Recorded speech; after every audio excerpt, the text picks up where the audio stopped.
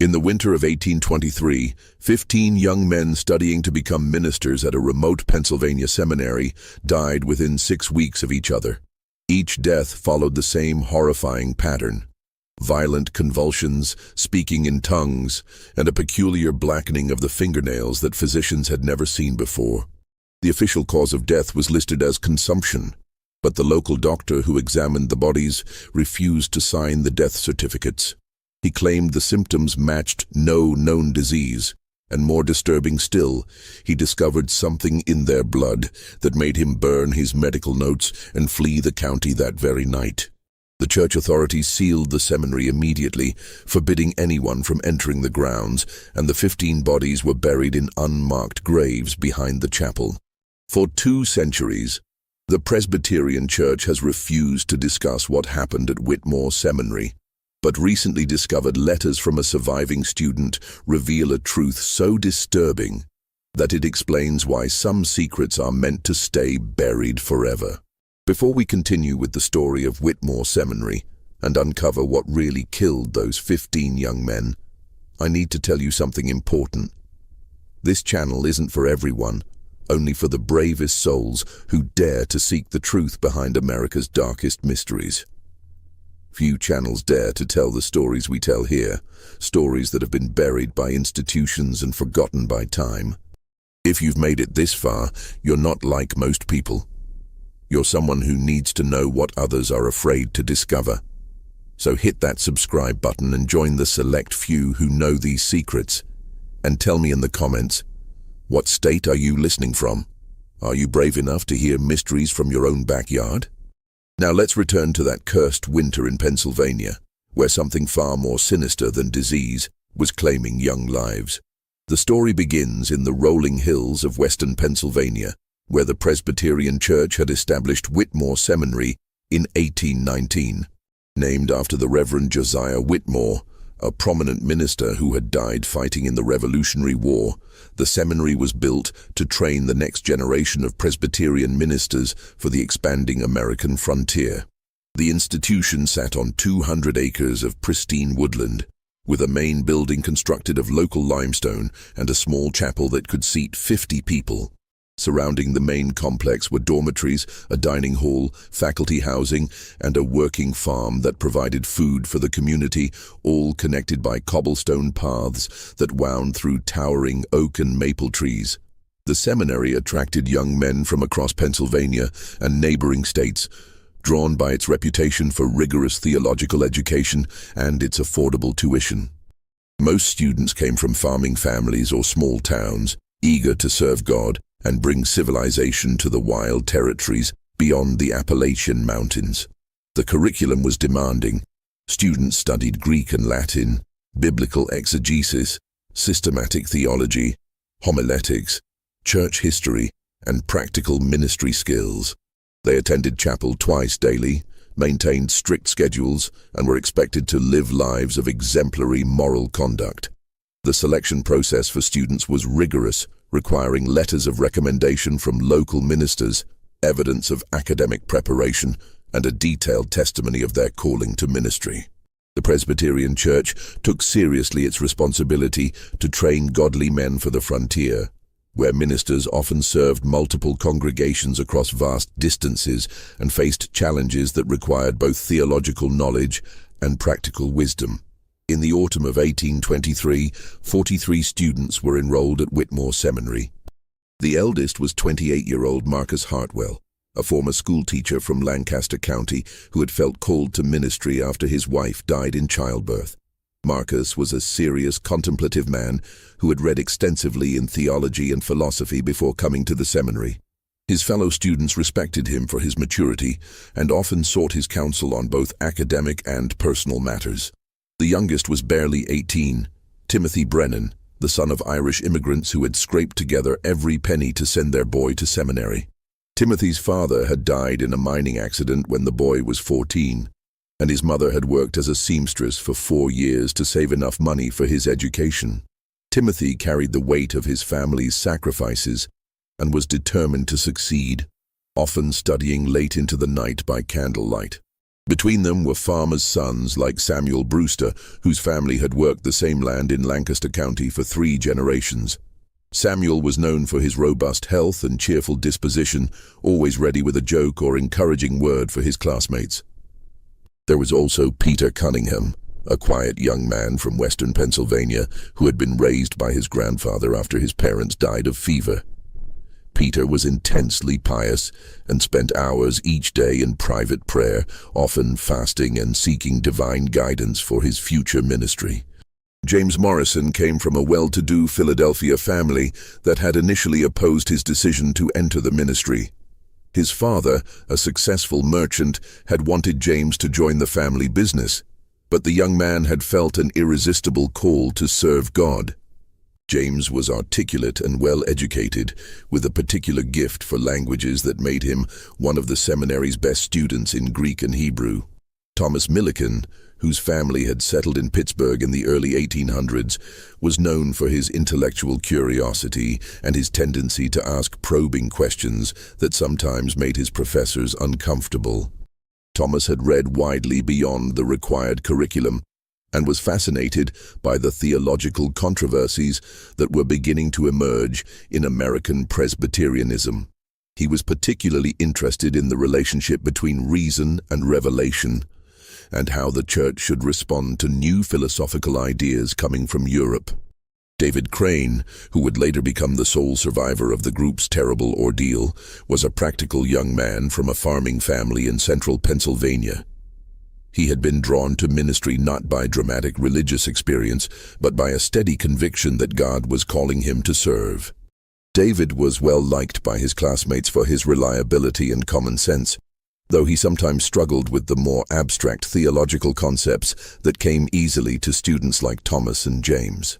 The head of the seminary was Dr. Cornelius Ashford, a stern but fair man in his 50s who had studied at Princeton Seminary under the renowned theologian Archibald Alexander. Dr. Ashford had been personally recruited by the Presbyterian Church to establish Whitmore Seminary, and he had brought with him a reputation for scholarly excellence and pastoral wisdom. He demanded excellence from his students, but was known to be genuinely concerned for their spiritual and intellectual development. Dr. Ashford lived on campus with his wife Margaret and their teenage daughter Sarah. Margaret Ashford was a cultured woman who had been educated at a female seminary in Philadelphia, and she took an active interest in the welfare of the students, often inviting them to dinner and providing maternal guidance to young men far from home. Sarah, 18 years old and possessed of both beauty and intelligence, was beloved by the students for her kind nature and sharp wit. She often helped in the seminary's library and had read more theology than many seminary graduates. The seminary's faculty included Professor Jonathan Hartley, who taught Greek and Hebrew and was known for his exacting standards and dry wit.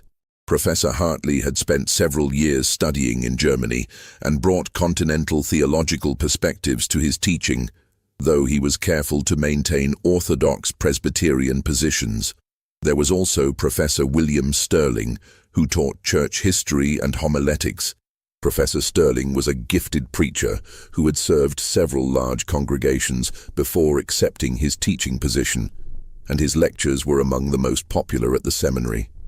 The autumn of 1823 had been particularly harsh. Early snows had fallen in October, and by November, the seminary was already isolated by drifts that made travel to nearby towns difficult. The isolation was not entirely unwelcome, as it created an atmosphere of intensive study and spiritual reflection that the faculty encouraged. The students had settled into their winter routine of concentrated academic work, their days filled with lectures, prayer, and preparation for the spring examinations that would determine their fitness for ordination. The atmosphere was one of quiet scholarship and devotion, with the only sounds being the scratch of quills on parchment, the rustle of pages, the soft murmur of evening prayers, and the occasional crack of logs in the fireplaces that heated the buildings. The seminary's library contained over 3,000 volumes, including works by Calvin, Luther, Edwards, and other Reformed theologians, as well as commentaries, church histories, and works of practical theology. Life at the seminary followed a strict schedule that had been carefully designed to promote both academic excellence and spiritual growth. Students rose at 5 in the morning for private devotions, a practice that Dr. Ashford insisted was essential for maintaining spiritual vitality. Morning prayers were followed by breakfast at 6, a simple meal of porridge, bread, butter, and milk that was eaten in silence while one of the students read from a devotional work. Classes began at 7 and continued until noon, with subjects ranging from biblical languages to church history to systematic theology. Professor Hartley's Greek classes were notorious for their difficulty, and students often spent hours preparing for his recitations. Professor Sterling's church history lectures were more popular, as he had a gift for bringing ancient controversies to life and helping students understand how past theological debates affected contemporary church life. Afternoons were reserved for study and preparation, with a brief break for physical exercise when weather permitted. The seminary maintained a gymnasium of sorts in one of the outbuildings, where students could engage in calisthenics and other approved forms of exercise. More popular were walks through the surrounding woods, which provided both physical activity and opportunities for reflection and prayer. Evening chapel was held at 6 o'clock and was attended by all students and faculty. Dr. Ashford typically preached, though visiting ministers and senior students were sometimes given the opportunity to deliver sermons. The services followed traditional Presbyterian liturgy, with psalm singing, prayer, scripture reading, and preaching. The chapel itself was a beautiful space with tall windows that let in the afternoon light and a simple but elegant pulpit carved from local walnut. After evening chapel, students gathered for communal study time in the library or their dormitory common rooms. This was a time for discussion of the day's lectures, collaborative work on assignments, and informal theological debate. The conversations were often intense, as young men grappled with complex theological questions and prepared themselves for ministries that would require them to provide spiritual guidance to others.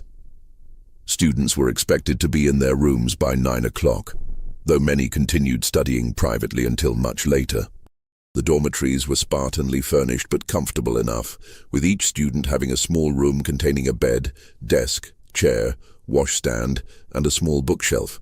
The buildings were heated by large fireplaces in the common areas, though individual rooms could become quite cold during the harsh Pennsylvania winters. Students were expected to maintain their own quarters and assist with general upkeep of the seminary grounds. The surrounding community of Millbrook was small but supportive of the seminary's mission.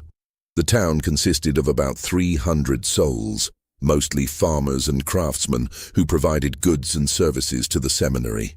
There was a general store, a blacksmith shop, a grist mill, and a small Presbyterian church where Dr. Ashford sometimes preached when the regular minister was away. The townspeople took pride in having the seminary in their midst and often attended special events and graduation ceremonies. The first sign that something was terribly wrong came on the morning of December 3, 1823. Thomas Milliken, a 22-year-old student from Pittsburgh, failed to appear for morning chapel. This was highly unusual, as Thomas was known for his punctuality and had never missed a chapel service in his 2 years at the seminary. When his roommate David Crane went to check on him, he found Thomas writhing on his bed, his body contorting in violent spasms, while unintelligible words poured from his lips. But what struck David most was not the convulsions or the strange utterances.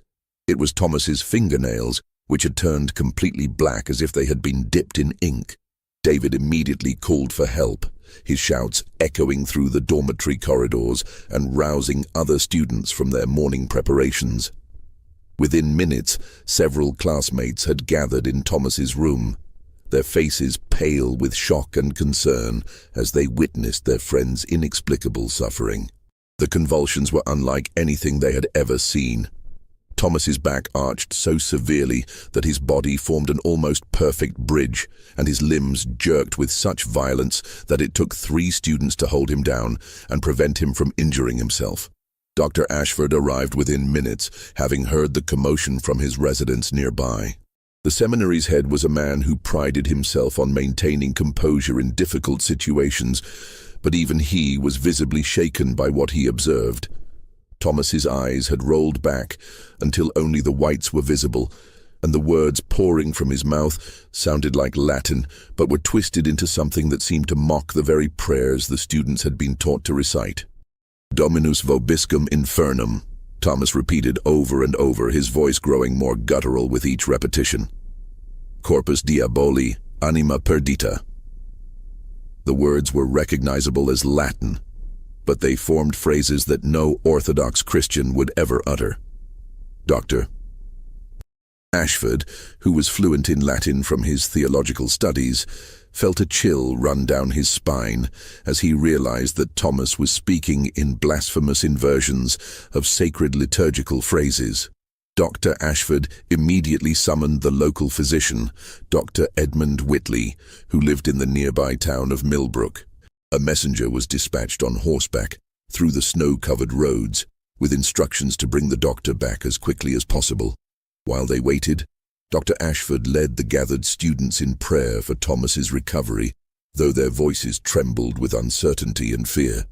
Dr. Whitley arrived within 2 hours, his medical bag in hand and his face grim with concentration. He had been practicing medicine for over 30 years and had seen his share of strange ailments, but what he witnessed at Whitmore Seminary that day would haunt him for the rest of his life. Thomas's symptoms defied everything Dr. Whitley knew about medicine. The young man's pulse was rapid and irregular, sometimes racing so fast it seemed his heart might burst, then suddenly slowing to an almost imperceptible rhythm. The doctor's examination revealed other disturbing symptoms.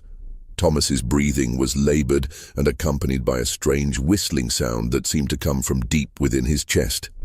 His skin had taken on a peculiar grayish pallor that Dr. Whitley had never seen in any living patient, and there were dark veins visible beneath the surface that seemed to pulse with their own rhythm.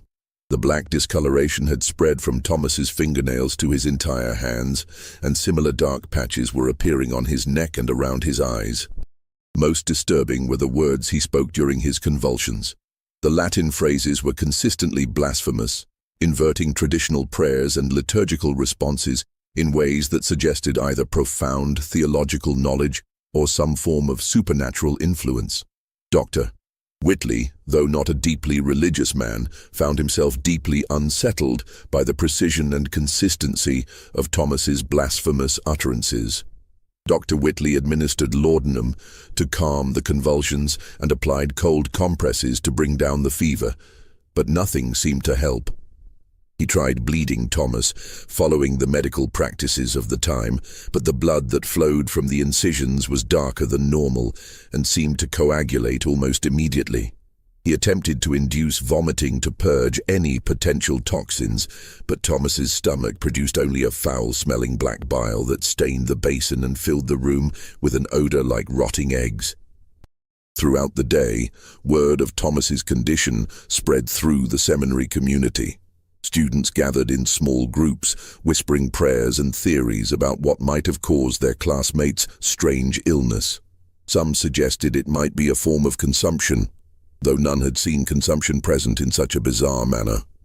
Others wondered if Thomas had been bitten by some venomous creature that had somehow survived the early winter, perhaps a snake or spider that had taken refuge in the warm dormitory buildings.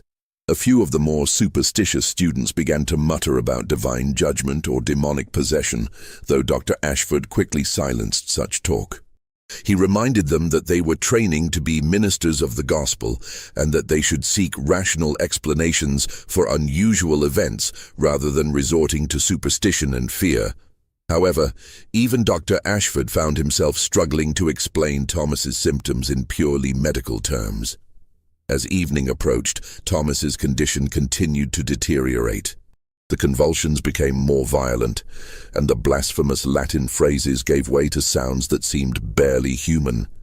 Sarah Ashford, despite her father's protests, insisted on helping to care for Thomas, bringing fresh water and clean linens. She was struck by how cold Thomas's skin felt to the touch, despite the fever that was clearly ravaging his body. The other students maintained a prayer vigil throughout the night, taking turns reading scripture and offering intercessions for their friends' recovery. The atmosphere in the dormitory was one of profound sadness and growing fear as the young men grappled with the possibility that they might lose their classmate to this mysterious ailment. Thomas Millikan died at 3 o'clock in the morning on December 4th, exactly 21 hours after the first convulsions began. His final moments were marked by a sudden return of consciousness and clarity that startled everyone present. The convulsions stopped, his eyes focused, and he looked directly at Dr. Whitley with an expression of profound terror and regret. His final words, spoken in a moment of clarity just before his death, were recorded by Dr. Whitley in his medical notes.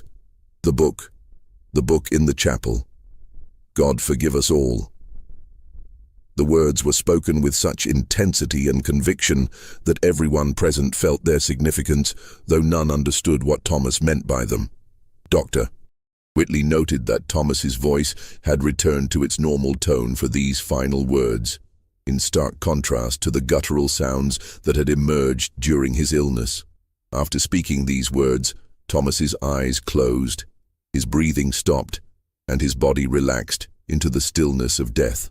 The black discoloration began to fade from his skin almost immediately, leaving behind only the pale complexion of a young man who had died far from home and family.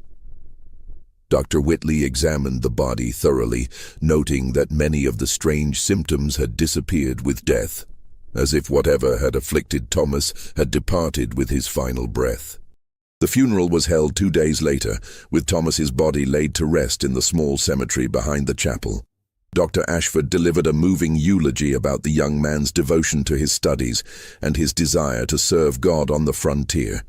He spoke of Thomas's intellectual gifts and his passion for theological learning, traits that had made him a favorite among both faculty and students. The service was attended by all the students and faculty, as well as several townspeople who had come to know Thomas during his time at the seminary. Many wept openly as they said goodbye to their friend and classmate. Timothy Brennan, the youngest student, was particularly affected by the loss, as Thomas had served as something of an older brother figure to him. Marcus Hartwell delivered a prayer at the graveside, asking God to receive Thomas's soul and to grant comfort to those who mourned his passing. But even as they mourned Thomas's death, a sense of unease had settled over the seminary community. The strange nature of his illness, the rapidity of his decline, and his final cryptic words had shaken everyone's sense of security and normalcy. Dr. Whitley had assured them that whatever had killed Thomas was likely an isolated incident, perhaps caused by spoiled food or exposure to some unknown toxin. But his words rang hollow in the face of such unusual symptoms.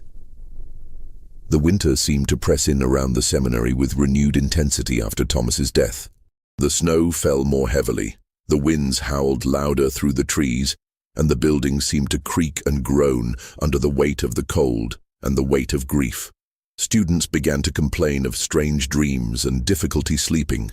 Some reported hearing footsteps in the corridors at night, though investigation always revealed empty hallways. The atmosphere of quiet scholarship that had characterized the seminary began to give way to something more anxious and fearful. Professor Hartley noticed that his students seemed distracted during their Greek recitations, their minds clearly elsewhere despite their efforts to concentrate on their studies. Professor Sterling found that his church history lectures, usually received with enthusiasm, were met with worried faces and absent stares out the windows at the dark winter landscape. Dr. Ashford tried to maintain normalcy by adhering strictly to the seminary's schedule and encouraging the students to find comfort in their studies and devotions. He increased the frequency of chapel services and arranged for special prayer meetings focused on seeking God's comfort in times of trial. But despite his efforts, the shadow of Thomas's death hung over the community like a dark cloud that refused to lift. What none of them realized was that Thomas Millikan's death was only the beginning. The true horror would unfold over the following weeks, claiming life after life in a pattern so precise and methodical that it would challenge everything the survivors believed about disease, death, and the nature of evil itself. 3 days after Thomas's funeral, on December 9th, another student began showing the same terrifying symptoms. James Morrison, a quiet young man from Philadelphia who had been Thomas's study partner and closest friend at the seminary, woke his roommate with the same violent convulsions that had marked Thomas's final day. The convulsions began at exactly 3 o'clock in the morning, the same time that Thomas had died. A coincidence that would not be lost on those who witnessed both events. The pattern was identical in every detail. The same black fingernails appeared within hours, the same twisted Latin phrases poured from his lips, and the same grayish pallor spread across his skin like a shadow. James's roommate, William Foster, immediately recognized the symptoms and ran to fetch Dr. Ashford and Dr. Whitley, his bare feet slapping against the cold dormitory floors as panic gripped his heart. Dr. Whitley was summoned again, this time with a growing sense of dread that had settled in his stomach like a cold stone. He had spent the days since Thomas's death researching every medical text he could find, seeking some explanation for the bizarre symptoms he had witnessed. He had written to colleagues in Philadelphia and Pittsburgh, describing the case and asking for their insights. But nothing in his extensive library or correspondence offered any clues that could explain what he had seen. The blackened fingernails, the convulsions, the strange vocalizations. Taken individually, each symptom might have had a rational explanation. Poisoning could cause convulsions, certain diseases could affect the circulation and cause discoloration, and delirium could lead to incoherent speech. But together, they formed a pattern that seemed to exist outside the bounds of known medicine, a combination of symptoms that appeared in no medical textbook Dr. Whitley had ever studied. As Dr. Whitley examined James Morrison, he was struck by the precise similarity to Thomas's condition. Not only were the symptoms identical, but they appeared to be progressing at exactly the same rate. The black discoloration spread from the fingernails at the same speed, the fever followed the same pattern of intensity, and even the specific Latin phrases were repeated word for word. It was as if James was following some predetermined script that had already been written by Thomas's illness. The students who gathered to witness James's suffering were now openly terrified. The coincidence of two identical illnesses occurring so close together had shattered any remaining hope that Thomas's death had been an isolated incident. Whispers began to spread through the dormitory about curses and divine judgment, though Dr. Ashford continued to insist on rational explanations and discourage superstitious speculation. James Morrison died exactly 21 hours after his symptoms began, just as Thomas had. His final words were identical. The book in the chapel. God forgive us all. The precision of the timing and the repetition of the same final message sent a chill through everyone present. Dr. Whitley had begun to suspect some form of contagion, though he had never encountered any disease that produced such consistent symptoms and timing.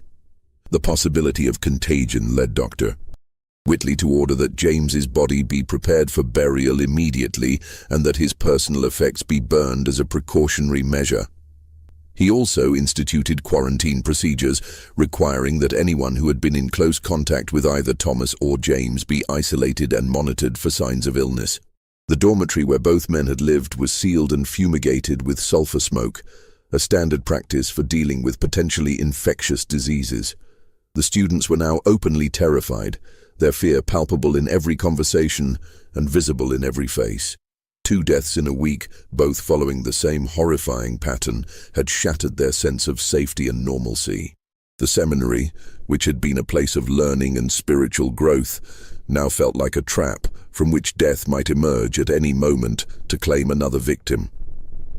Dr. Ashford attempted to maintain order by increasing the frequency of chapel services and encouraging the students to find comfort in prayer and study.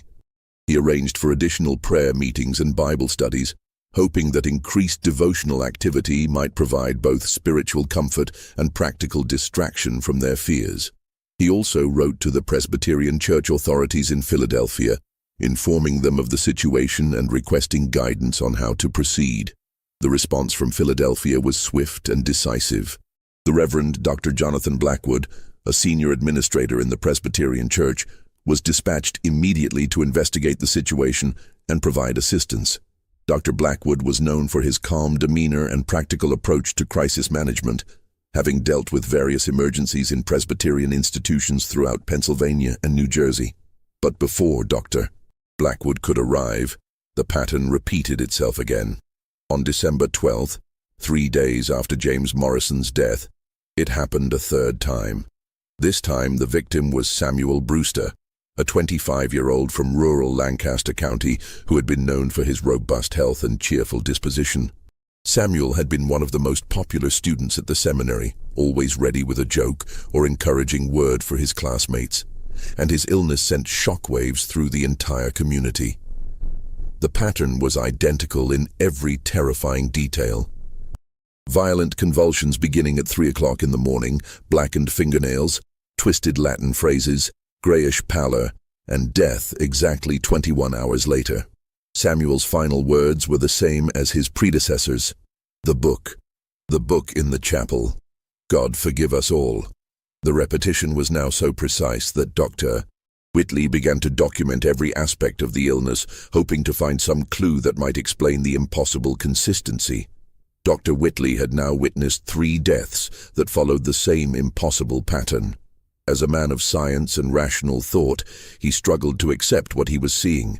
The symptoms defied medical explanation, the timing was unnaturally precise, and the final words suggested some shared knowledge or experience that connected the victims in ways he couldn't understand. He began to suspect that the deaths might not be natural at all, but he had no framework for understanding what else they might be. The arrival of Dr. Blackwood on December 15th brought some measure of relief to the beleaguered seminary community. Dr. Blackwood was a man in his 60s with silver hair and penetrating blue eyes that seemed to miss nothing. He had served the Presbyterian Church for over 40 years and had dealt with everything from financial scandals to theological controversies. He immediately took charge of the situation with the authority and confidence that came from decades of experience. Dr. Blackwood immediately convened a meeting with Dr. Ashford, Dr. Whitley, and the senior faculty to discuss the situation and develop a plan of action. He listened carefully to Dr. Whitley's detailed account of the 3 deaths, asking pointed questions about symptoms, timing, and any potential connections between the victims. He also interviewed several students who had been close to the deceased, seeking any information that might explain the mysterious pattern. His assessment was pragmatic and decisive, though privately, he was deeply troubled by what he had learned. Dr. Blackwood concluded that the seminary was dealing with some form of highly contagious disease that had not yet been identified by medical science. While he had never encountered anything like the symptoms Dr. Whitley described, he had seen enough epidemics to know that unknown diseases could sometimes emerge and devastate communities before doctors understood how to treat them. Based on this assessment, Dr. Blackwood ordered that the institution be quarantined immediately, with no one allowed to enter or leave the grounds until the epidemic had run its course. He sent word to the Presbyterian Church authorities in Philadelphia, explaining the situation and requesting that prayers be offered for the seminary community. He also dispatched letters to the families of all students, explaining the quarantine and assuring them that every precaution was being taken to protect their sons. The quarantine order transformed Whitmore Seminary from a place of learning into a prison of fear. The students, now numbering 37 after the 3 deaths, found themselves trapped with whatever was killing their classmates. The normal rhythms of academic life became secondary to the constant vigil against death. Every morning brought the terrifying question, who would be next? Dr. Blackwood had taken up residence in the faculty building and assumed overall authority for managing the crisis. He was a man of firm faith and practical experience, but even he seemed shaken by the precise pattern of the deaths and the mysterious final words that each victim had spoken. He established a strict schedule of prayer services, hoping that divine intervention might halt whatever was claiming the students' lives. The daily routine under quarantine was carefully structured to maintain both order and morale. Morning chapel was extended to include special prayers for protection and healing. Classes continued, though professors struggled to maintain academic focus when everyone's thoughts were consumed by fear and grief. Dr. Blackwood instituted a buddy system, with students paired to watch over each other and report any sign of illness immediately. The fourth death came on December 18th, claiming Peter Cunningham, a quiet student from western Pennsylvania who had kept largely to himself since arriving at the seminary. Peter had been known for his intense piety and long hours of private prayer, often fasting and seeking divine guidance for his future ministry. His illness began at exactly 3 o'clock in the morning, following the same terrifying pattern that had become grimly familiar to the seminary community. The convulsions, the blackened fingernails, the twisted Latin phrases, and the grayish pallor all appeared on schedule, as if Peter's body was following some invisible script written by the deaths that had come before. Dr. Whitley documented every detail, noting that even the specific Latin phrases were identical to those spoken by the previous victims. The precision was beyond anything that could be explained by natural disease or coincidence. Peter Cunningham died exactly 21 hours after his symptoms began, and his final words were identical to the others. The book, in the chapel, God forgive us all. Dr. Whitley had begun to focus intensely on these final words, convinced that they held the key to understanding the mysterious deaths. The reference to a book in the chapel was specific and consistent, suggesting that all 4 victims had shared some knowledge or experience related to this mysterious book. The mention of a book in the chapel had begun to intrigue not only Dr. Whitley but also Dr. Blackwood, who had extensive experience with theological controversies and church discipline. Both men understood that dying words often carried special significance, and the consistency of the message across 4 different victims suggested that it was not merely the product of delirium or fever-induced hallucinations. Dr. Blackwood approached Dr. Ashford about conducting a thorough search of the chapel, but the seminary's head was reluctant to disturb the sacred space based on what he considered the ravings of dying men. Dr. Ashford argued that the chapel was the heart of the seminary's spiritual life, and that searching it would undermine the students' faith and confidence in the institution. He preferred to focus on medical solutions rather than pursuing what he saw as superstitious speculation. However, Dr. Blackwood's experience with church controversies had taught him that dying words often revealed secrets that the living were reluctant to acknowledge. He had investigated cases of clerical misconduct, financial impropriety, and theological deviation, and he knew that religious institutions sometimes harbored dark secrets beneath their pious exteriors. The consistency of the dying words, combined with the inexplicable nature of the deaths, convinced him that a thorough investigation was necessary. By December 20th, the seminary was in the grip of full panic. The students had begun to refuse meals, convinced that the food might be contaminated with whatever was causing the deaths. They huddled together in small groups, reading scripture and praying constantly, their voices rising and falling in desperate pleas for divine protection. Some had begun to show signs of nervous exhaustion, jumping at every sound and crying out in their sleep. The faculty struggled to maintain order and continue the educational mission of the seminary, but the atmosphere of terror was becoming overwhelming. Professor Hartley's Greek classes were attended by hollow-eyed students who could barely concentrate on their recitations. Professor Sterling's church history lectures were interrupted by sudden prayers and outbursts of fear when students thought they heard sounds in the hallways.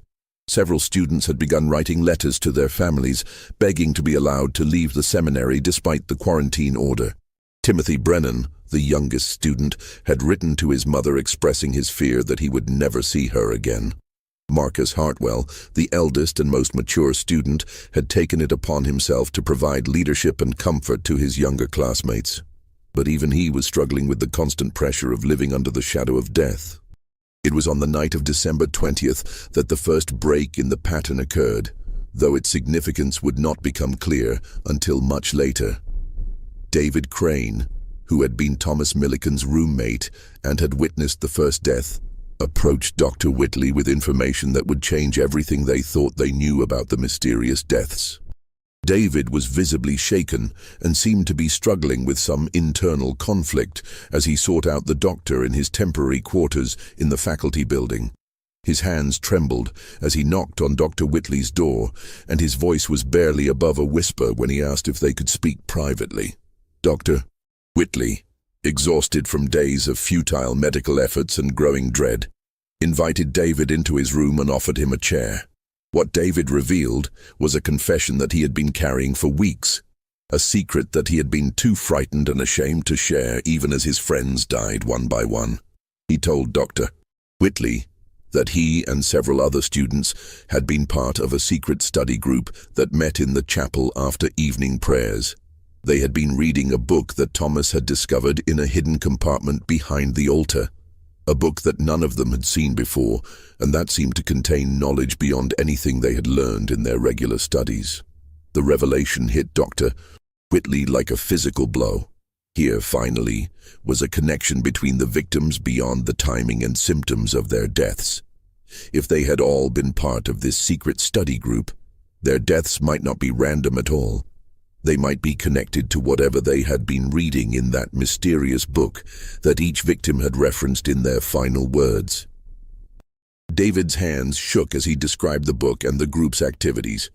According to his account, the book was bound in what appeared to be human skin, though none of them had wanted to examine it too closely. The pages were made of some form of parchment that seemed much older than anything else in the seminary's library, and the text was written in a mixture of Latin and symbols that none of them could fully identify. The discovery had been made by Thomas Millikan during routine maintenance work in the chapel in early October. The seminary's buildings were old and required constant upkeep, and students were often assigned to help with minor repairs and cleaning. Thomas had been working alone in the chapel one evening when he noticed that one of the stones behind the altar seemed loose. When he investigated, he found a hidden compartment that contained the mysterious book, along with several other items that appeared to be very old. Thomas had been immediately fascinated by the discovery and had shared it with his closest friends, James Morrison, Samuel Brewster, Peter Cunningham, David Crane, and Marcus Hartwell. The 6 young men had formed a secret study group to examine the book and attempt to decipher its contents. They began meeting twice weekly after evening prayers when the chapel was empty and the faculty had retired for the night. According to David's trembling testimony, the book appeared to be some form of advanced theological text, but written in a style and language that seemed to predate anything they had studied in their regular curriculum. The symbols and diagrams scattered throughout the text suggested knowledge of spiritual practices that went far beyond orthodox Presbyterian doctrine. The Latin text was interspersed with Hebrew words and strange symbols that resembled no alphabet any of them had encountered. Thomas had been convinced that the book contained secret wisdom that could enhance their understanding of divine mysteries and make them more effective ministers. He argued that God had led him to discover the book for a purpose, and that they had a responsibility to study its contents and unlock its secrets. The other members of the group had been initially skeptical, but Thomas's enthusiasm and apparent scholarly insights had gradually won them over. As David continued his confession, Dr. Whitley began to understand the full scope of what had been happening at the seminary. The secret study group had been meeting for nearly 3 months before the first death, studying the mysterious book and apparently experiencing effects that they had interpreted as spiritual enlightenment. David described how the group members had begun to feel superior to their fellow students, believing they had been chosen to receive special knowledge that would make them extraordinary ministers. The group's activities had not gone entirely unnoticed. Several students had reported seeing lights in the chapel at unusual hours, and some had heard strange sounds coming from the building during the night. Dr. Ashford had investigated these reports but found nothing amiss during his inspections. The group had been careful to cover their tracks, meeting only when they were certain the faculty was asleep and always returning the book to its hiding place before dawn. David revealed that the book contained not only text, but also detailed instructions for various spiritual exercises and practices. Some of these involved meditation techniques that were unlike anything taught in Orthodox Presbyterian theology. Others included dietary restrictions, specific prayers to be recited at particular times, and even instructions for creating what the book described as spiritual preparation chambers, using candles, incense, and geometric patterns drawn on the floor. The group had begun implementing these practices, initially with what seemed like positive results. They reported experiencing vivid dreams in which they seemed to communicate with angelic beings who revealed profound truths about the nature of God and creation. They felt more spiritually alive than ever before, and their academic performance actually improved as they applied insights from their secret studies to their regular coursework. But as David continued his account, it became clear that the supposed benefits had come with a price. The members of the group had begun to experience physical symptoms that they initially dismissed as signs of spiritual transformation. They suffered from headaches, insomnia, and strange sensations in their hands and feet. Their appetites changed, and they found themselves craving foods that they had never eaten before, particularly meat that was barely cooked. Thomas, as the group's leader and the one who had discovered the book, experienced the most severe symptoms. He began to complain of a constant burning sensation in his stomach and reported that he could sometimes hear voices speaking to him in languages he didn't recognize.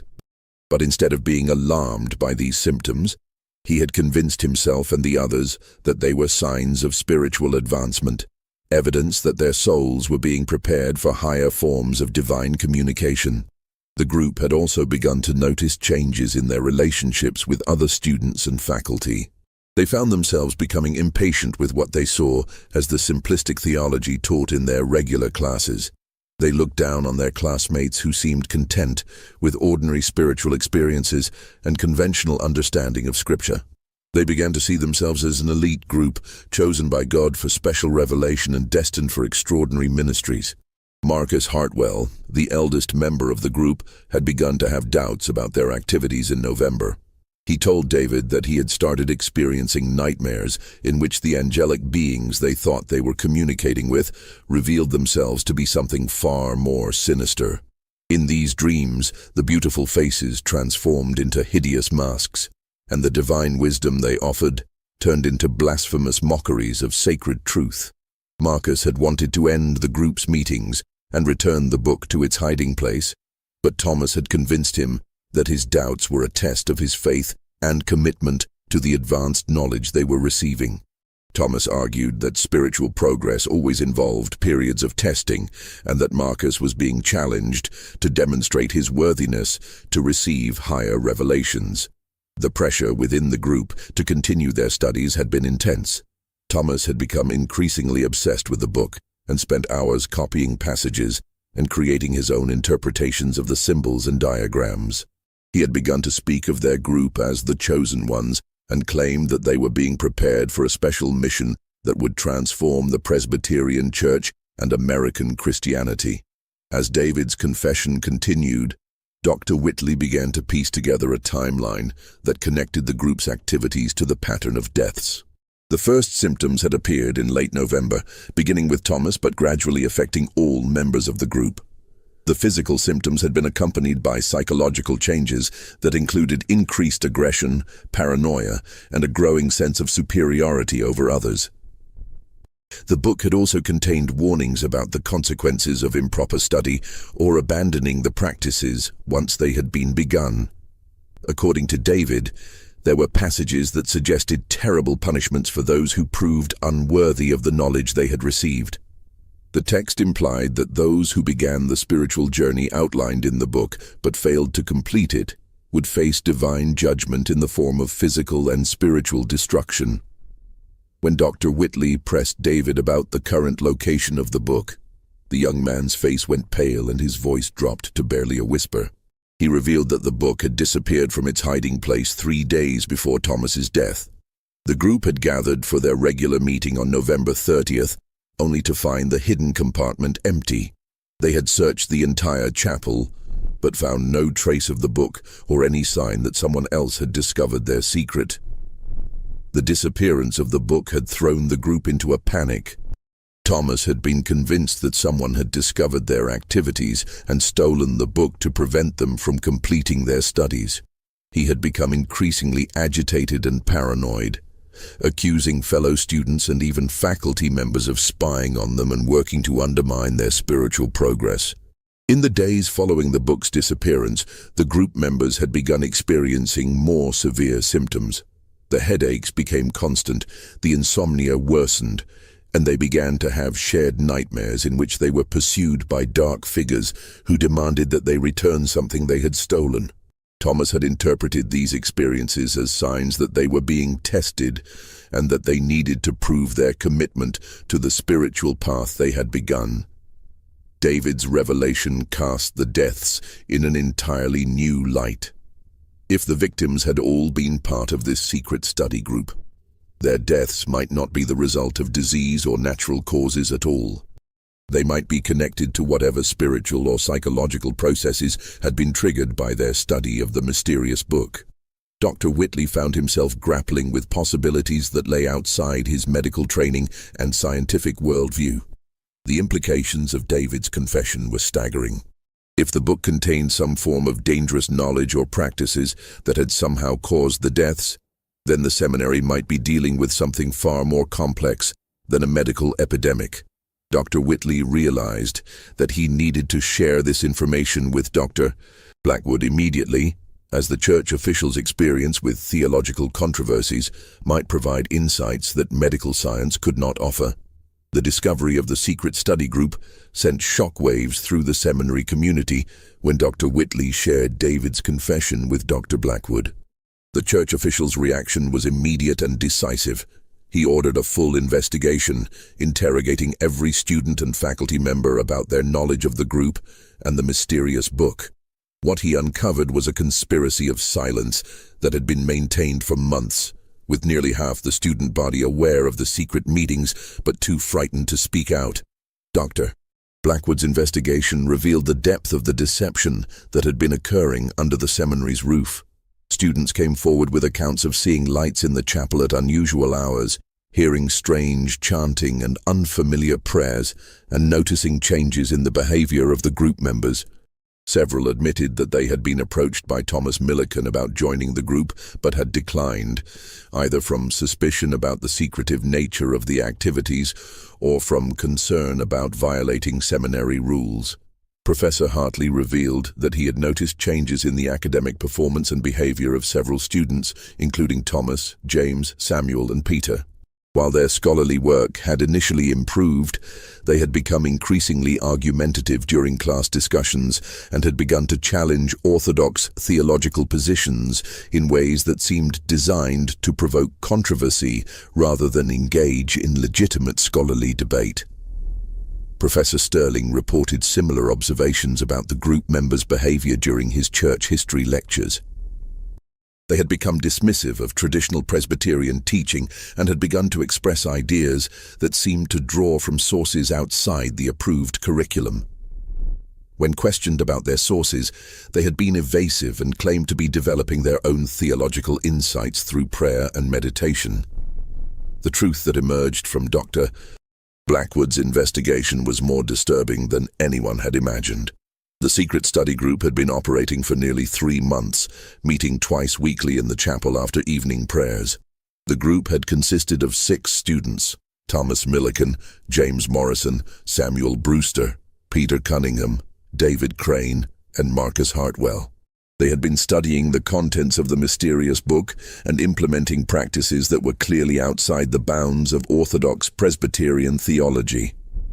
According to testimony from multiple witnesses, the group members had begun to exhibit signs of spiritual pride and exclusivity that were completely contrary to the humility and unity that the seminary sought to foster. They had formed an inner circle that looked down on their fellow students and seemed to believe they had access to superior spiritual knowledge. This attitude had created tension and division within the student body, though few had understood the source of the problem. Dr. Blackwood's experience with theological controversies had taught him to recognize the warning signs of heretical movements and spiritual deception. The behavior described by witnesses, the secrecy, the claims of special revelation, the growing sense of superiority, and the departure from orthodox teaching all pointed to a classic pattern of spiritual corruption that he had encountered in other contexts. The church official also noted the significance of the fact that the deaths had begun only after the book had disappeared from its hiding place. This suggested that the book itself might not be the direct cause of the deaths, but rather that the deaths might be connected to the spiritual and psychological processes that had been set in motion by the group's activities. Dr. Blackwood ordered a thorough search of the chapel, despite Dr. Ashford's continued reluctance to disturb the sacred space. The search revealed the hidden compartment that David had described, along with evidence that it had recently been occupied. The compartment contained traces of wax from candles, ashes from burned materials, and faint markings on the walls that suggested the presence of symbols or diagrams that had been partially erased. The search also revealed other disturbing evidence of the group's activities. Behind the altar, investigators found geometric patterns carved into the floor that had been covered with rugs during regular services. These patterns were unlike anything found in Orthodox Christian art or architecture, and seemed to serve some ritual purpose that remained unclear. Most significantly, the search uncovered a collection of papers hidden in a different location within the chapel. These papers contained handwritten notes and copies of passages from the mysterious book, apparently made by Thomas Millikan during the group's studies. The notes revealed the extent of the group's departure from Orthodox Christianity and provided insight into the nature of the knowledge they had been pursuing. The notes described spiritual practices that involved direct communication with supernatural entities, techniques for achieving altered states of consciousness, and methods for gaining power over other people through spiritual manipulation. The language used was a mixture of Christian terminology and concepts that seemed to draw from occult traditions that were completely foreign to Presbyterian theology. One particularly disturbing passage, copied in Thomas's handwriting, described a ritual for opening the gates between worlds that required the participation of 6 individuals who would serve as vessels for divine manifestation. The ritual promised to grant the participants enhanced spiritual powers and direct access to divine knowledge, but it also warned of severe consequences for those who proved unworthy or who attempted to abandon the process once it had begun. Dr. Whitley realized that the group had unknowingly been performing some version of this ritual through their regular meetings and study sessions.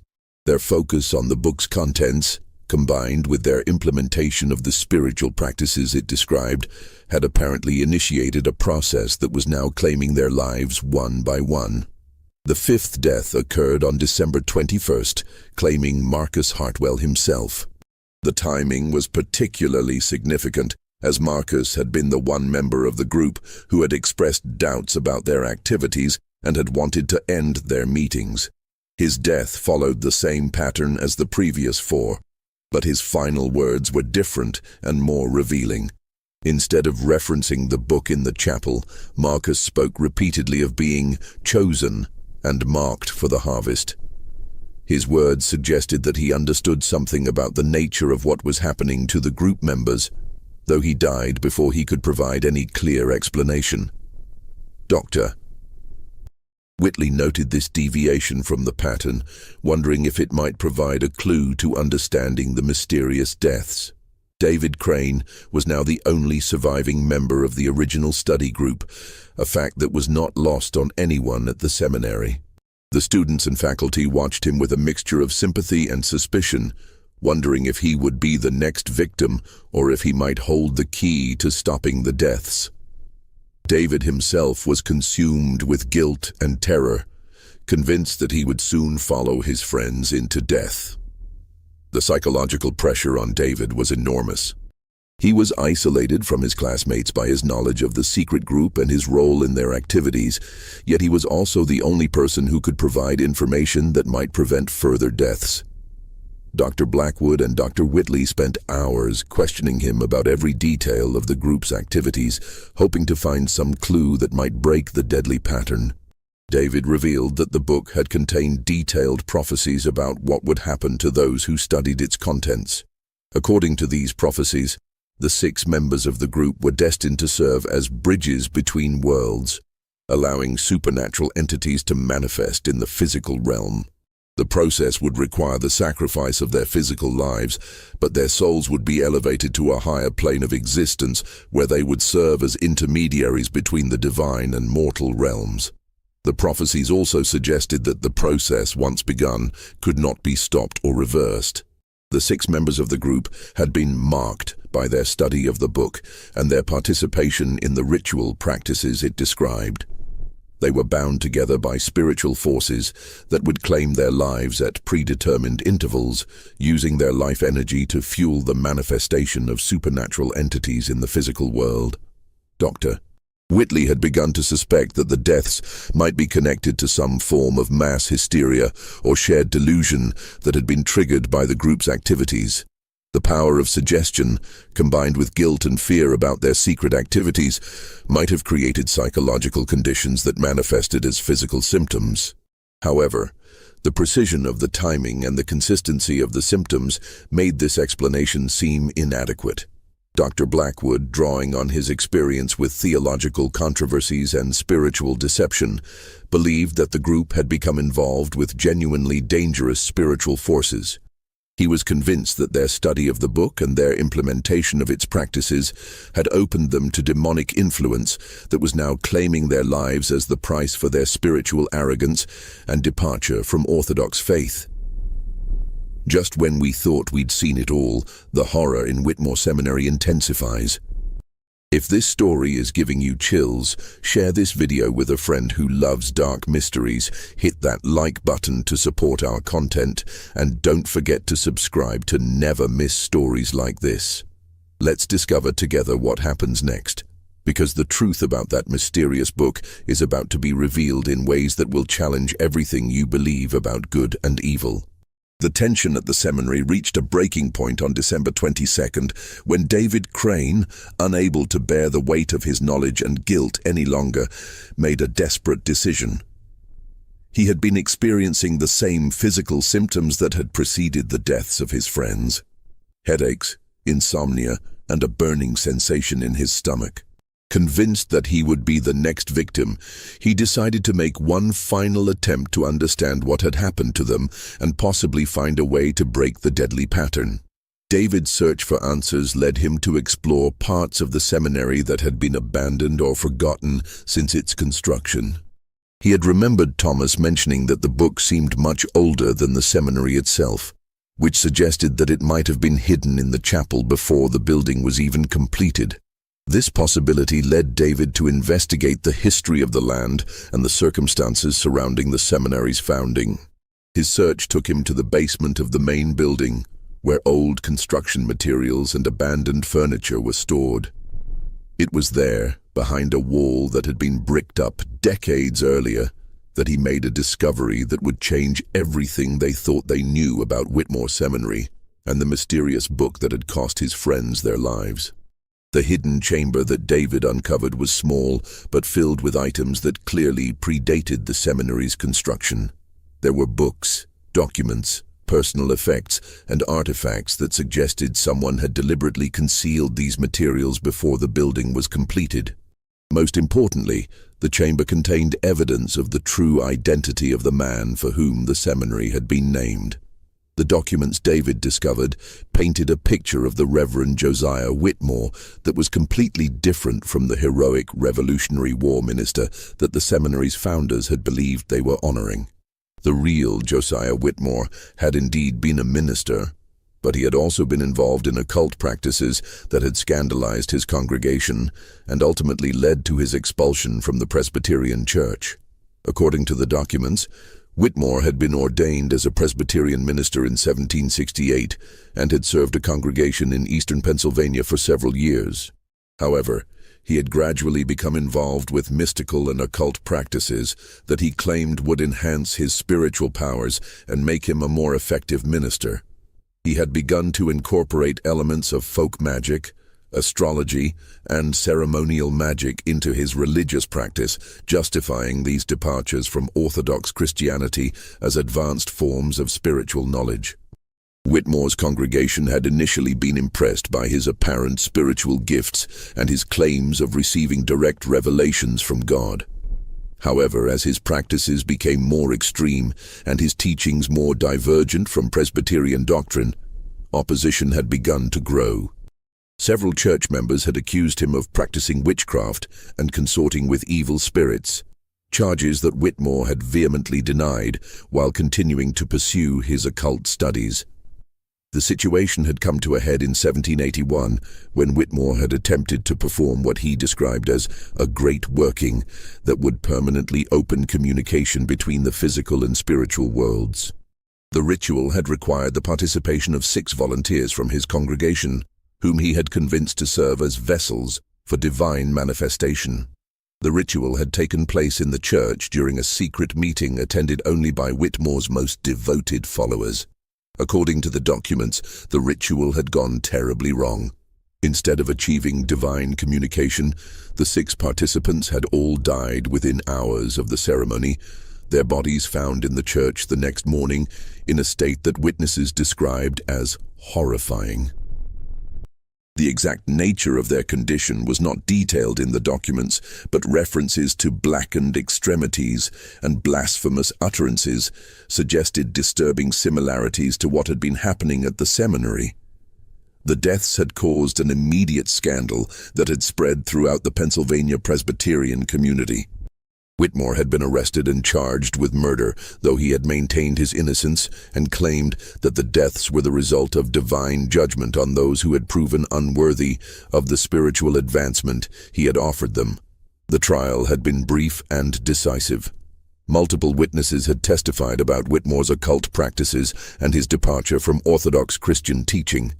The physical evidence found in the church, including ritual implements, occult books, and geometric patterns carved into the floor, had convinced the jury that Whitmore had indeed been practicing witchcraft, and that his activities had directly caused the deaths of the 6 congregation members. Josiah Whitmore had been convicted of witchcraft and murder, and had been executed in 1782, not dying heroically in the Revolutionary War, as the seminary's official history claimed. His personal library and ritual implements had been confiscated by church authorities, who had intended to destroy them, but had apparently decided instead to hide them away where they could not cause further harm. The documents revealed that the land where Whitmore Seminary had been built was the same property where Josiah Whitmore had conducted his occult practices, and where the 6 members of his congregation had died. The seminary's founders had been unaware of this history, having been told that they were honoring a martyred patriot rather than a convicted witch and murderer. Most significantly, David discovered that the mysterious book that had been the focus of his study group was Whitmore's personal grimoire, a collection of occult knowledge and ritual instructions that he had compiled over years of study and practice. The book contained not only the spiritual exercises that the group had been performing, but also detailed accounts of Whitmore's experiments in supernatural communication and his theories about opening permanent gateways between the physical and spiritual worlds. The grimoire explained why the book had been hidden in the chapel and why it had such a powerful effect on those who studied it. Whitmore had deliberately consecrated the land for his occult practices and had designed his rituals to create permanent spiritual openings that would allow supernatural entities to manifest in the physical world. The book had been placed in the chapel as a trap for anyone who might discover it, ensuring that Whitmore's work would continue even after his death. According to the grimoire's instructions, the ritual that Whitmore had attempted required the life force of 6 participants to fuel the opening of gateways between worlds. The deaths were not a failure of the ritual, but rather its intended outcome, providing the spiritual energy necessary for supernatural entities to establish a permanent presence in the physical realm. David realized with growing horror that he and his friends had unknowingly been repeating Whitmore's failed experiment. Their study sessions had gradually prepared them to serve as the 6 vessels required for the ritual, and their deaths were not random tragedies, but necessary sacrifices for a process that had been set in motion over 40 years earlier. The grimoire also contained information about how the ritual might be interrupted or prevented, though the methods described were as dangerous as the ritual itself. According to Whitmore's notes, breaking the ritual would require destroying the grimoire and performing a counter-ritual that would sever the connection between the physical and spiritual worlds. However, the grimoire warned that attempting to break the ritual would result in the immediate death of any remaining vessels, as the supernatural entities would claim their lives to prevent the interruption of the process. Armed with this terrible knowledge, David Crane faced an impossible choice. He could attempt to break the ritual and save the seminary from further tragedy, but doing so would almost certainly cost him his own life. Alternatively, he could allow the process to continue and hope that his death would complete the ritual and end the threat to others, though the grimoire suggested that the successful completion of Whitmore's work would have consequences that extended far beyond the seminary. David spent the night of December 22nd wrestling with this decision, reading through Whitmore's notes and trying to understand the full implications of what he and his friends had unleashed. The physical symptoms that had preceded his friends' deaths were now affecting him more severely, and he could feel his time running out. The burning sensation in his stomach had intensified, and he had begun to experience the same auditory hallucinations that Thomas had described. By dawn on December 23rd, David had made his decision. He sought out Dr. Whitley and Dr. Blackwood and revealed everything he had discovered about the seminary's dark origins and the true nature of the book that had killed his friends. The 2 men listened in stunned silence as David explained Josiah Whitmore's history and the ritual that had been claiming the lives of the study group members. Dr. Whitley, as a man of science and medicine, struggled to accept the supernatural elements of David's account. However, the precision of the deaths, the consistency of the symptoms, and the historical evidence that David had uncovered made it impossible to dismiss his conclusions entirely. The doctor found himself forced to consider possibilities that lay completely outside his medical training and scientific worldview. Dr. Blackwood, drawing on his extensive experience with theological controversies and church history, was more prepared to accept the possibility that supernatural forces might be involved. He had encountered other cases of occult practices within Christian communities and knew that such activities often led to tragic consequences, though he had never seen anything as systematic and deadly as what was happening at the seminary. The 3 men gathered in Dr. Blackwood's quarters to examine the evidence that David had uncovered and to decide on a course of action. The grimoire's instructions for breaking the ritual were clear but terrifying. They would need to destroy the book while performing a counter-ritual that would sever the spiritual connections that Whitmore had established. The process would be dangerous for everyone involved, but particularly for David as the remaining vessel. Dr. Blackwood insisted on involving Dr. Ashford in their planning, despite the seminary head's continued reluctance to accept supernatural explanations for the deaths.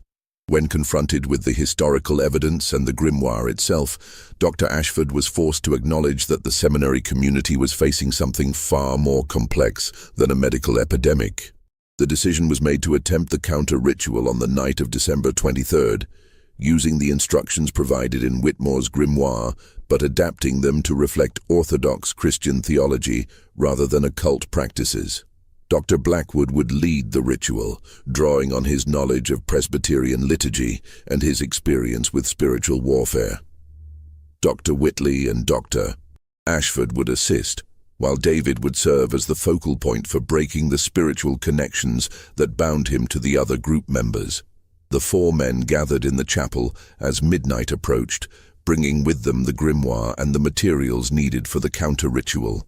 The chapel felt different than it had during regular services, colder, more oppressive, and filled with a sense of spiritual presence that was clearly malevolent.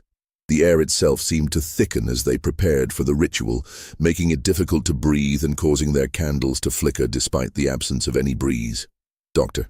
Blackwood began the counter-ritual by reading passages from Scripture that specifically addressed spiritual warfare and divine protection.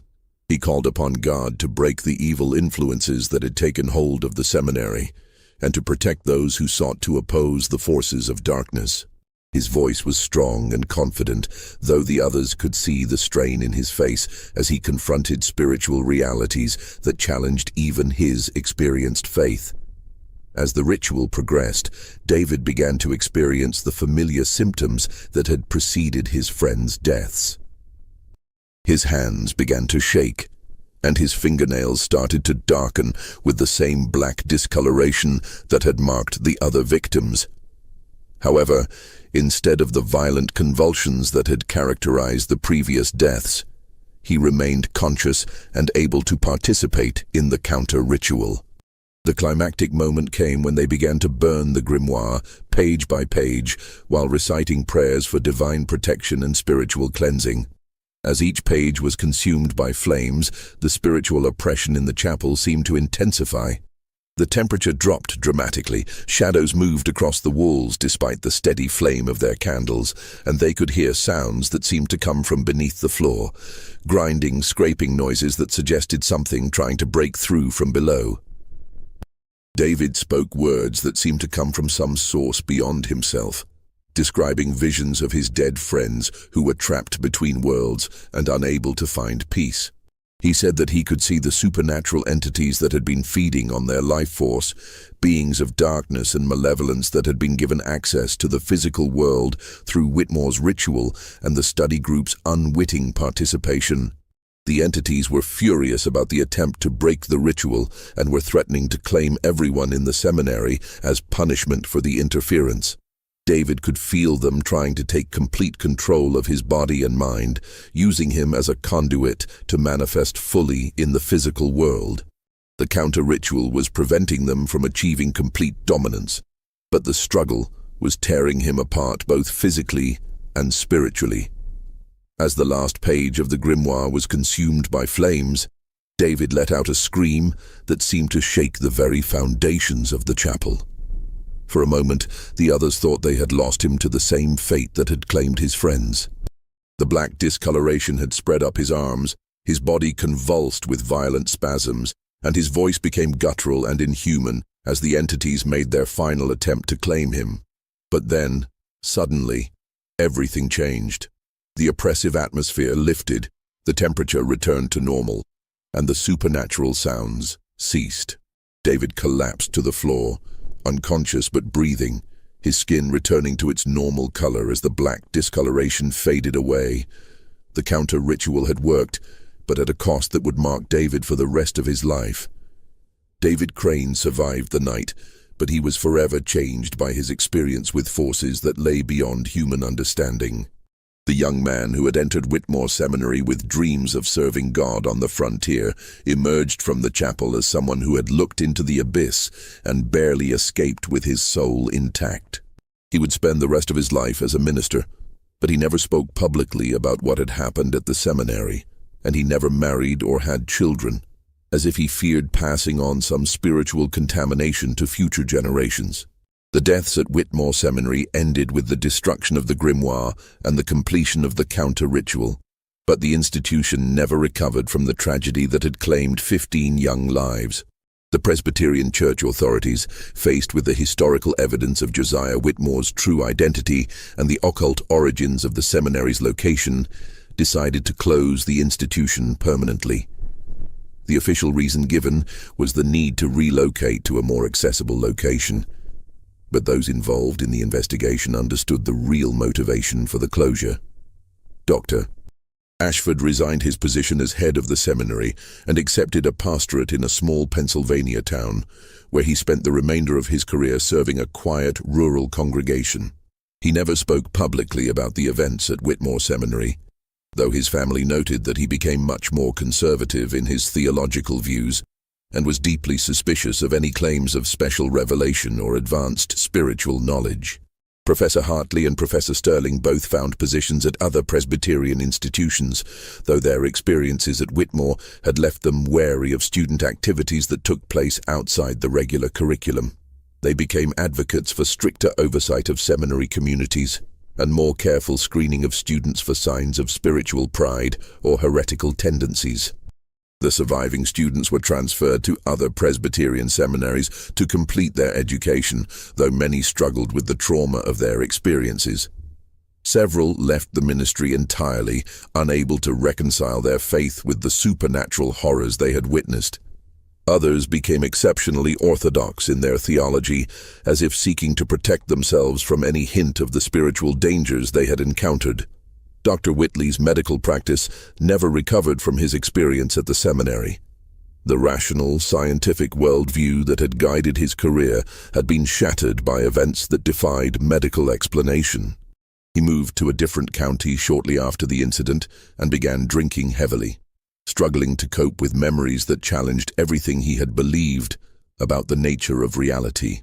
He eventually died of liver disease in 1835, his family reporting that he suffered from terrible nightmares for the rest of his life and would often wake up screaming about blackened fingernails and blasphemous Latin phrases. Dr. Blackwood returned to his administrative duties in Philadelphia, but the experience at Whitmore Seminary had profoundly affected his understanding of spiritual warfare and the reality of supernatural evil. He became one of the Presbyterian Church's leading experts on identifying and combating occult influences within Christian communities, though he was careful never to discuss the specific details of what had happened at the seminary. The buildings at Whitmore Seminary were abandoned and eventually sold to a private buyer who was unaware of their dark history. The main building was converted into a private residence, while the other structures were either demolished or repurposed for agricultural use. The chapel where the grimoire had been discovered and destroyed was converted into a living room, though visitors often commented on the room's unusual atmosphere, describing it as cold and oppressive, even on warm days. The cemetery where the 15 victims were buried was moved to make way for agricultural improvements, and the bodies were reinterred in a public cemetery in Millbrook.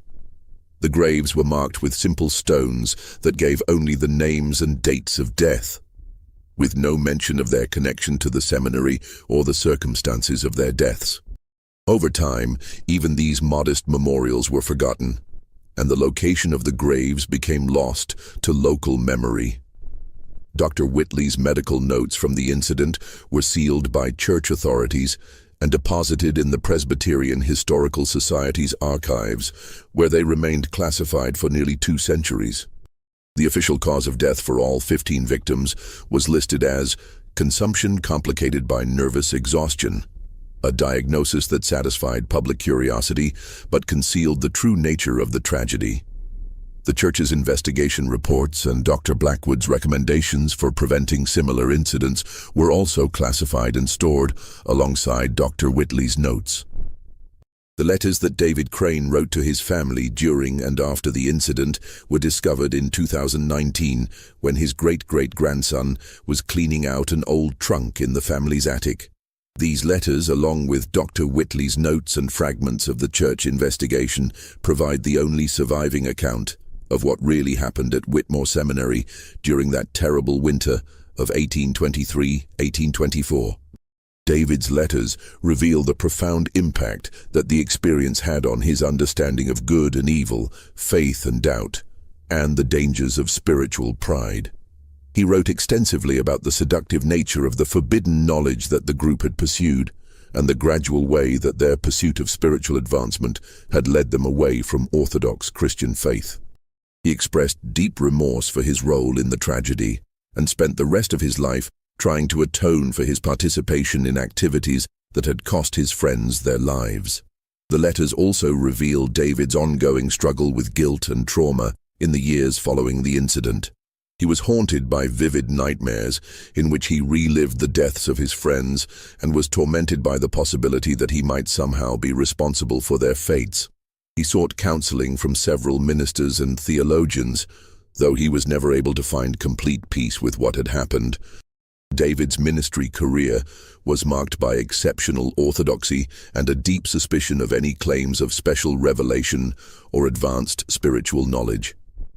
He served several rural Pennsylvania congregations, focusing on practical pastoral care and biblical preaching rather than theological speculation.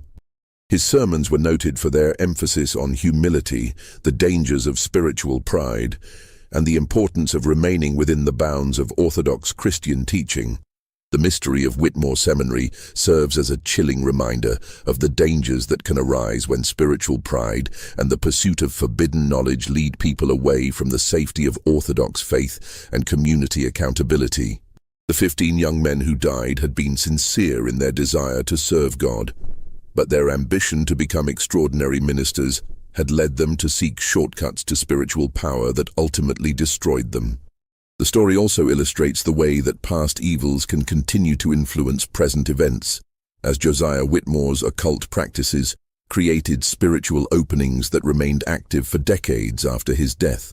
The seminary's founders had been completely unaware that they were building on cursed ground, but their ignorance did not protect the institution from the consequences of its dark heritage.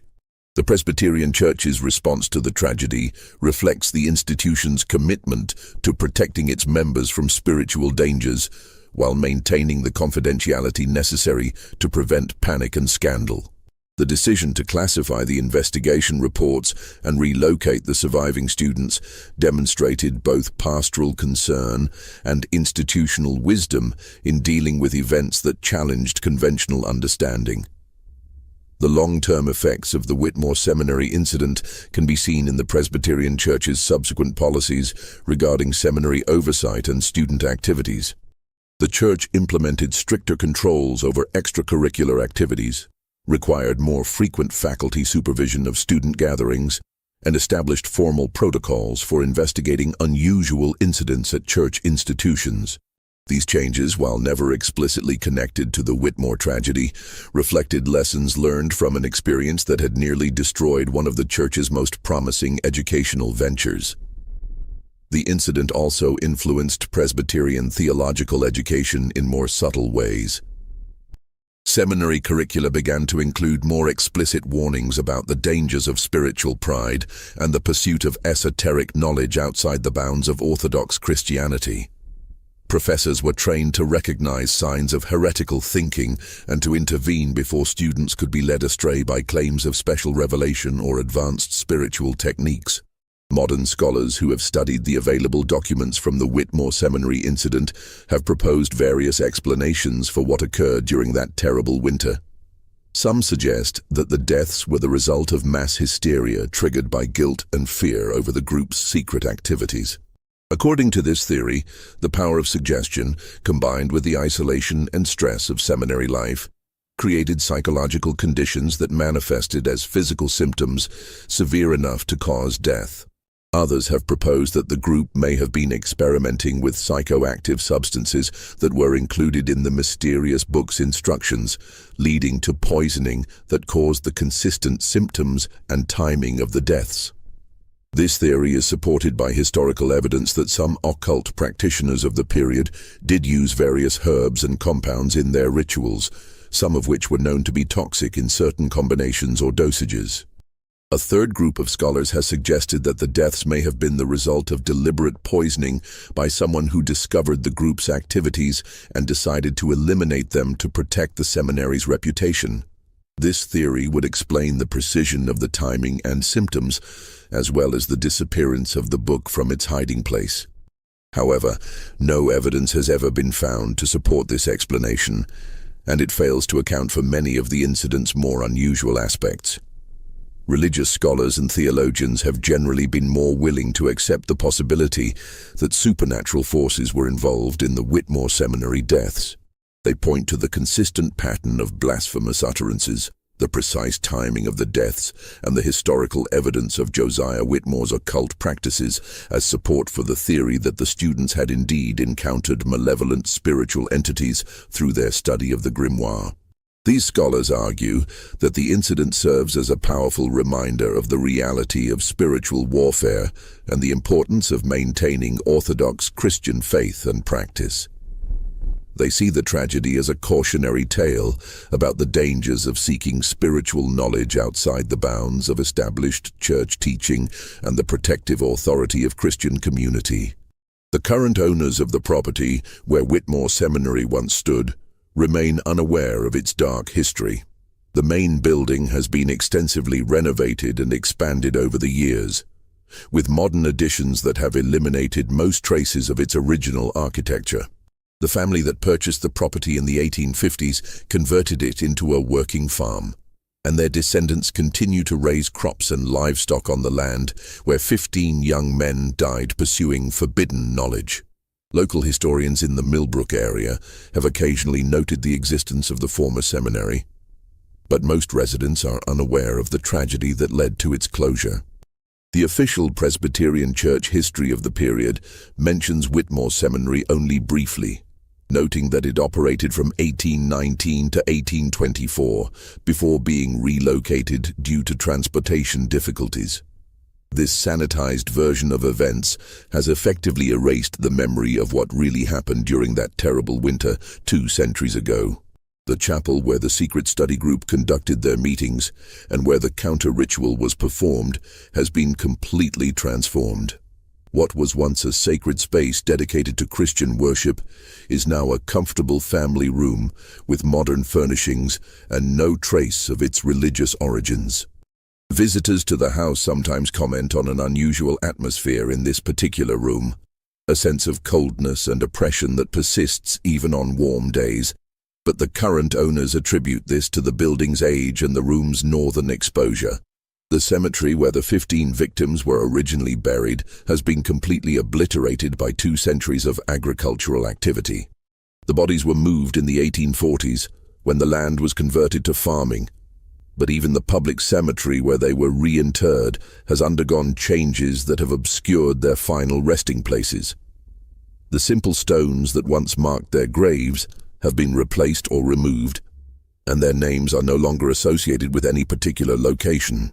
Perhaps most significantly, the spiritual contamination that Josiah Whitmore sought to create on the property appears to have been successfully cleansed by the counter-ritual performed by Dr. Blackwood and his companions. Unlike other locations associated with occult practices, the former seminary grounds show no signs of ongoing supernatural activity. The land has been productive and peaceful for nearly 2 centuries, suggesting that David Crane's sacrifice and the destruction of the grimoire effectively severed the spiritual connections that had made the tragedy possible.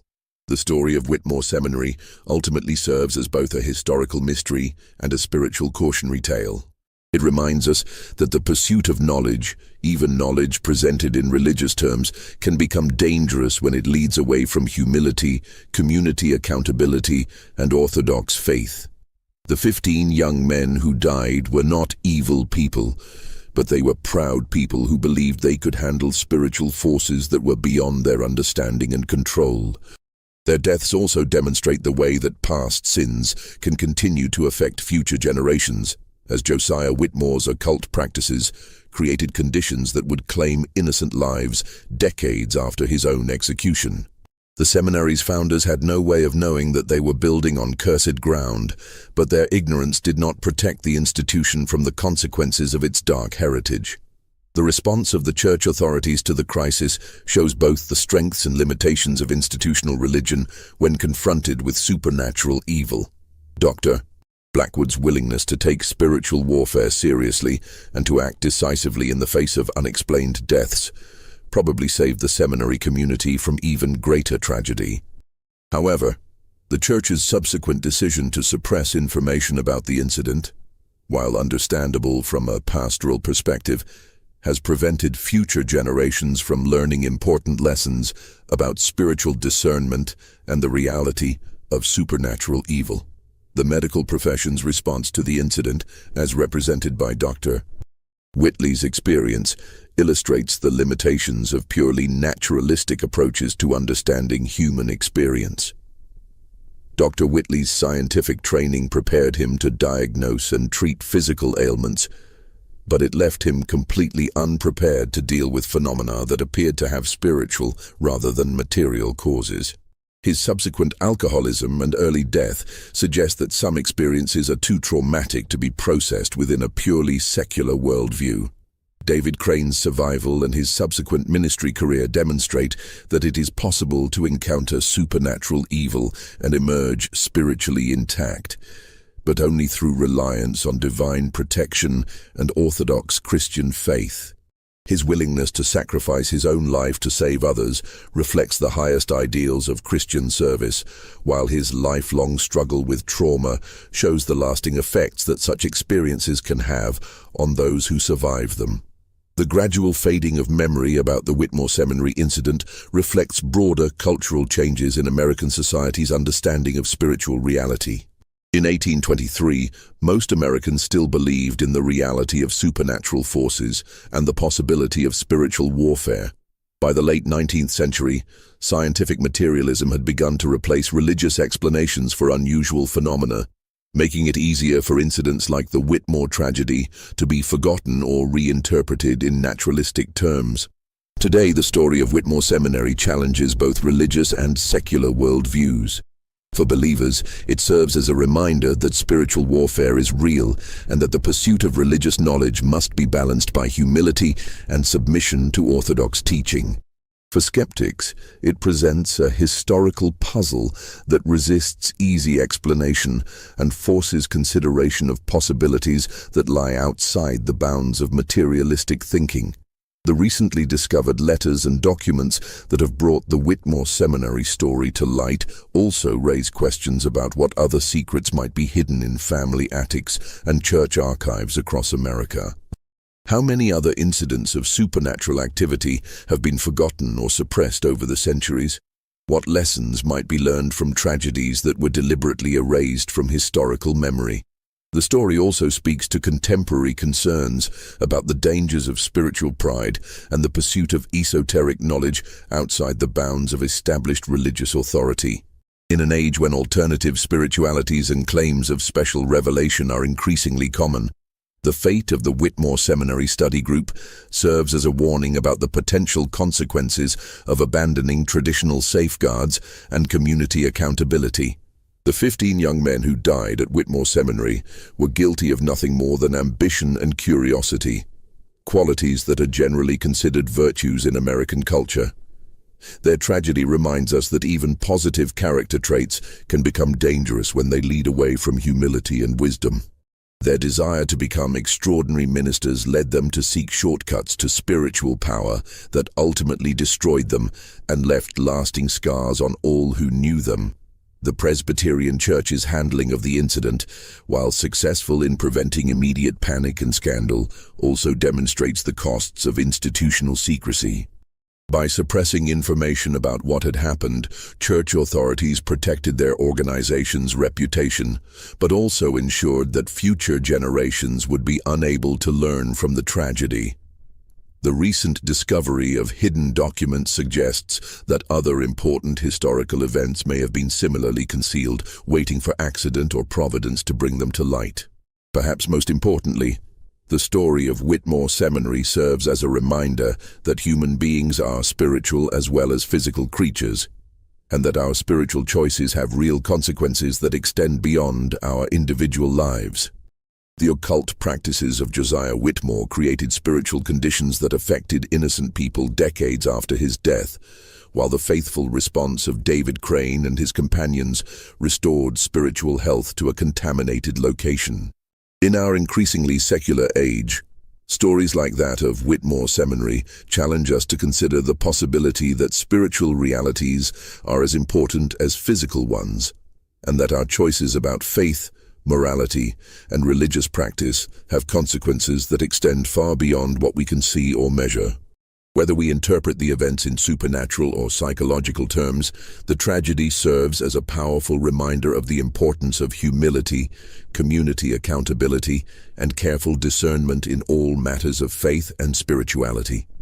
This mystery shows us that the most terrifying evils often grow from the purest intentions, and that the road to damnation can be paved with sincere desires to serve God. The story of Whitmore Seminary is not just a tale of supernatural horror, but a meditation on the dangers of spiritual pride, and the importance of maintaining humility in our relationship with the divine. What do you think of this story? Do you believe everything was revealed, or do you think there are still secrets buried in the ruins of that Pennsylvania seminary? Leave your comment below and tell us what you think really happened during that terrible winter of 1823. If you enjoyed this tale and want more horror stories like this, subscribe, hit the notification bell, and share with someone who loves mysteries as much as you do. Until next time, remember that some secrets are meant to stay buried, and some knowledge is too dangerous to seek. See you in the next video.